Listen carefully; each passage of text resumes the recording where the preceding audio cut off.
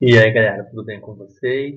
Mais uma aula aí nesse modelo YouTube, né? Primeiro dizer que eu espero que todos vocês estejam bem, com saúde, que as famílias de vocês estejam bem. E vamos a mais uma aula de literatura aí. Para quem lembra de mim, né? Eu sou o professor Babington. Já deve estar acostumado de ver essa carinha já, né? Mas vamos que vamos. Pessoal, a gente vai falar hoje sobre conceito de literatura. Comigo, professor Babington, claro. Vamos lá. O que é literatura? Vocês podem me perguntar e eu vou responder. Literatura é a arte da palavra, sobretudo a escrita. A literatura surge da necessidade dos homens de transmitir as suas histórias. Para isso, as palavras ganham uma importância maior e mais específica. O que acontecia, galera? Antigamente, as histórias eram passadas de geração para geração, como pai contando para filho. Deixa eu contar uma historinha para vocês. Essa história de que a história para dormir nunca existiu, galera. História não é para dormir. História é para ensinar alguma coisa. Então, por isso que as nossas fábulas têm a lição da história, a moral da história. Porque a função da história é você ensinar alguma coisa. E isso não é só das historinhas infantis. Isso vem desde muito antes. Se a gente for parar para olhar a Bíblia, Jesus ensinava por parábolas. Se nós formos parar para ver o Alcorão, Maomé ensinava por parábolas. Então isso daí não é de hoje. Todas as questões religiosas, todas as questões filosóficas foram passadas primeiro oralmente. Eu conto para minha filha, que vai contar para o filho ou para a filha dela, e assim vai indo. Por isso que as histórias que nós contamos muitas vezes são diferentes, porque ela vai de cada pessoa que conta, ok, galera? Então, primeira coisa que a gente tem que botar na cabeça, para os meus alunos que são pais ou mães e querem ser pais ou mães aí. História não é para dormir, é para ensinar, ok? Vamos lá. Porque, sobretudo, eu falei no outro slide que literatura é a arte da palavra sobretudo escrita. Então, vamos lá. Porque, sobretudo, porque no começo a história era transmitida de geração para geração. Daí dizemos sobretudo, porque no início a literatura teve duas vertentes, oral e desenhos rupestres. Oral é o que eu falei para vocês, né? A história é contada de um para o outro. Aqui nós temos três exemplos de livros famosos que começaram a sua trajetória sendo narrados oralmente. El Ingenioso Hidalgo Don Quixote de la Mancha, conhecido por todos nós por Don Quixote, a Odisseia e a Ilíada, ok? Literatura oral é o período em que as histórias eram repassadas oralmente de geração para geração. Grandes histórias como a Ilíada, a Odisseia, Dom Quixote, entre outras, foram contadas originalmente de forma oral e depois publicadas. Ok? Vamos lá. Então a literatura oral é coisa antiga? Não tanto. Não podemos esquecer das nossas famosas histórias de dormir, que na realidade não surgiram para fazer crianças dormirem, e sim para passar algum princípio. Para isso que as fábulas sempre trazem a moral da história. Basta observarmos as histórias de Esopo e dos irmãos Grimm. Aqui, galera, Esopo são todas aquelas historinhas de bichinhos falantes. Os irmãos Grimm são dos famosos contos de fadas, que depois nós passamos a chamar de contos fantásticos. Sabe, então por que não é mais conto de fada? Porque nem todo conto de fadas tem fada. Onde é que está a fada de Branca de Neve?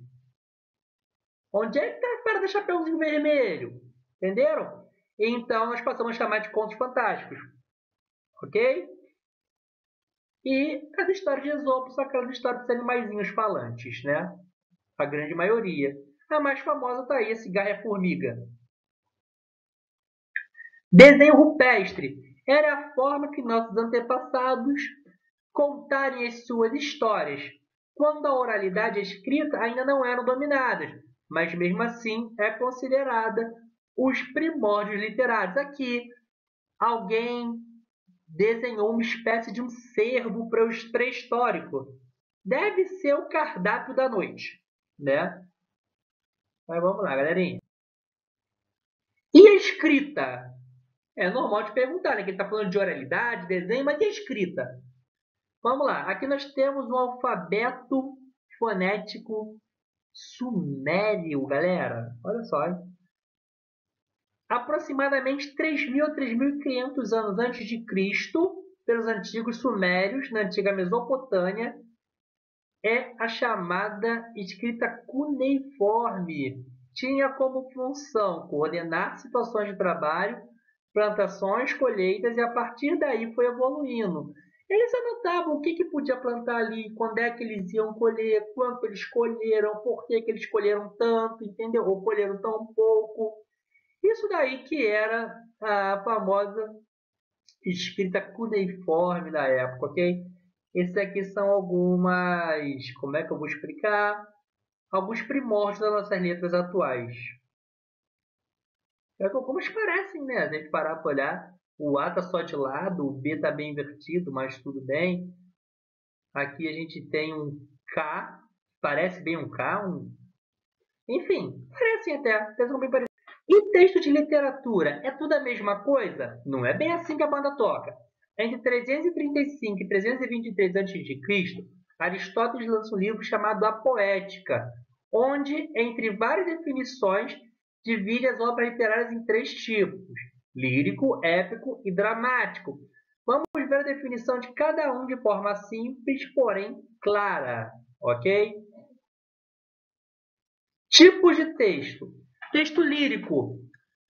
A palavra lírico vem de lira, instrumento venerado pelos gregos, e a representatividade é de um texto com ritmo. É o antepassado do nosso poema e da nossa música.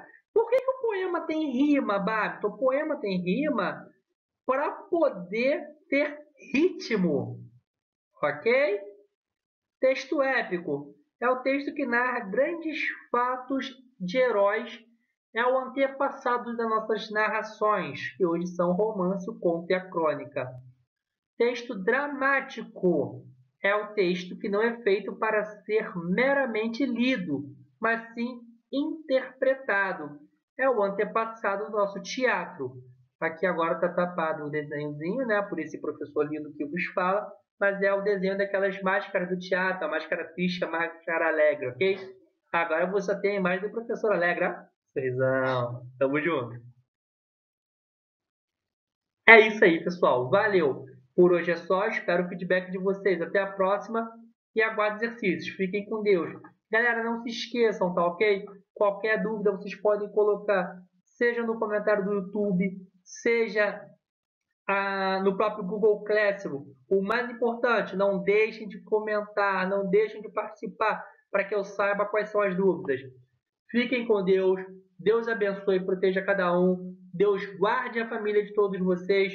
E lembrem sempre, vocês se cuidam por mim e eu me cuido por vocês, ok? Tamo junto.